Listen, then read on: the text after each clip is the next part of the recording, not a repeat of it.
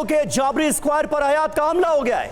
असद की सेना के काफिले को यहां पर बनाया गया निशाना। सीरियाई सेना के कई सैनिकों की मौत की खबर इस हमले में आ रही है। ये देखिए तस्वीरें, असद की सेना के काफिले को कैसे विद्रोहियों ने बनाया निशाना और कई सैनिकों को उतार दिया गया मौत के घाट।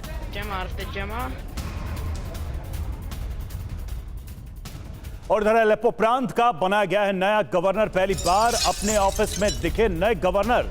अलेप्पो पर सीरियाई विद्रोहियों ने किया है कब्जा और उसके बाद नए गवर्नर की नियुक्ति हुई।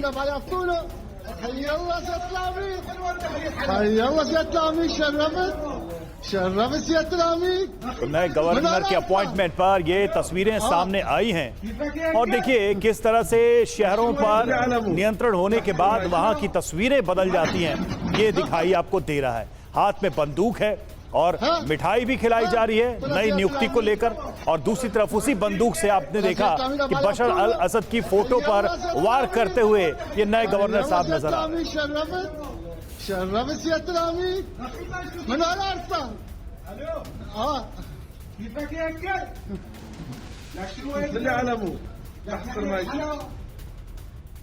तो पूरी तरह से अराजकता का माहौल इस वक्त सीरिया में नजर आ रहा है। सीरिया में हयात ने अगर यह कहा जाए कि कोहराम मचा दिया है तो गलत नहीं होगा। बड़ी बात क्या है देखिए, वो अब आपके सामने रखते हैं। अलेप्पो पर विद्रोहियों का पूरी तरह से कब्जा हो गया है और सीरिया के अलग अलग शहरों को विद्रोही अपनी जद में लेते नजर आ रहे हैं। आपने देखा किस तरह से गवर्नर के दफ्तर पर कब्जा किया जाता है और हाथों में राइफल लिए एक शख्स गवर्नर की कुर्सी पर बैठ जाता है। बशर अल असद की तस्वीर जो वहां पर लगाई गई थी उसे गिराकर फेंक दिया जाता है। यह स्थिति है इस वक्त सीरिया के अलग अलग शहरों की। अलेप्पो पर विद्रोहियों का कब्जा हो चुका है। 50 इलाकों पर कब्जे का इन्होंने दावा कर दिया है। अलेप्पो को के बाद अब हमा की तरफ आगे बढ़ रहे हैं विद्रोही। हमा में कई इलाकों पर विद्रोहियों ने कब्जा जमा लिया है। अब पश्चिमी जिलों तक पहुंचे विद्रोहियों की फोर्स के बेस पर भी कब्जे की खबर सामने आ रही है। यानी कई ऐसे सीरियन फोर्सेस के बेस हैं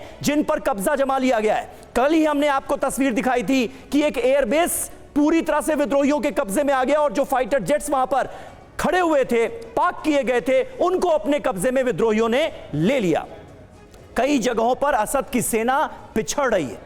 अब तक मौत का जो आंकड़ा सामने आया है वो भी आपके सामने रख देते हैं। जंग में अब तक 370 से ज्यादा लोगों की मौत हुई है। 370 से ज्यादा लोग मारे गए हैं। निनाद सेठ साहब, किस तरह से आप देखते हैं सीरिया में यह बड़ा डेवलपमेंट है? तख्ता पलट के आसार नजर आ रहे हैं और इस सो कॉल्ड तख्ता पलट का जो सबसे दुर्भाग्यपूर्ण और चिंताजनक पहलू दुनिया के लिए है वो ये कि आज की तारीख में हम फिर देख रहे हैं सीरिया की सड़कों पर अल-कायदा और आईएसआईएस जैसे खूंखार बर्बर आतंकी संगठनों के आतंकी खुलेआम राइफल लहराते हुए घूम रहे हैं बशर अल असद की सरकार के खिलाफ।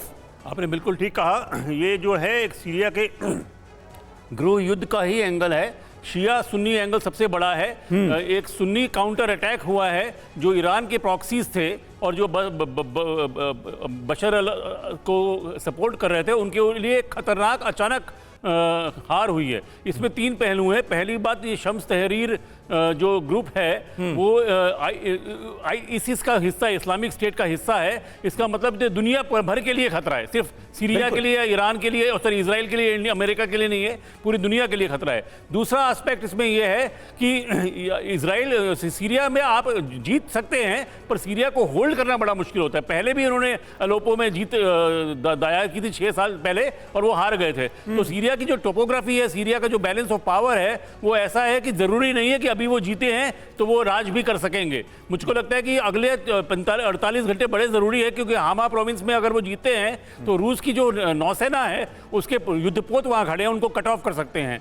तीसरी बात यहाँ पे ये होगी कि इजराइल के लिए भी बहुत ज्यादा खतरा है कि इस्लामिक स्टेट इतने उनके करीब हैं। तो मुझको लगता है कि इजराइल अब अपने काउंटर स्ट्राइक्स शुरू करेगा अमेरिका के साथ।